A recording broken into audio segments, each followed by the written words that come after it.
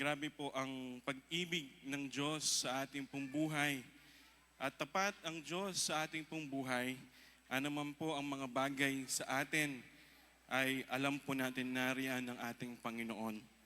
Samahan niyo po ako sa Isaiah 53, verse 5.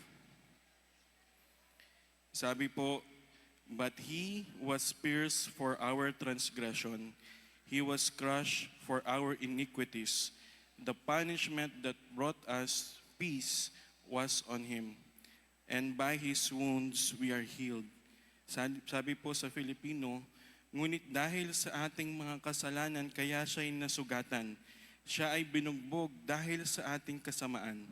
Tayo ay gumaling dahil sa paghirap na dinanas niya at sa mga hampas ng kanyang tinanggap." Ganyan po yung pagmamahal ng ating pong Panginoon.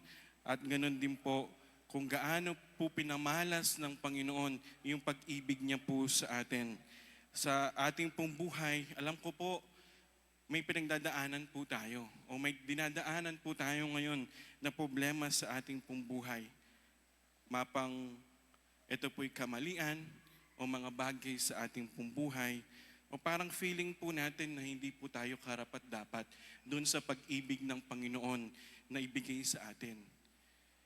Pero may ginawa po si Jesus para po sa atin. Ito po'y personal, ito po'y totoo, at ganoon din po ito'y sapat na. Hindi lang po ito kwento ng pag-ibig ng Panginoon, kung hindi ito po yung pagmamalas ng pag-ibig ng Diyos sa ating pong buhay.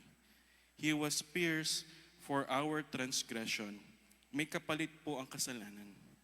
Alam po natin, ang kasalanan ay hindi libre. May consequence ang bawat kasalanan.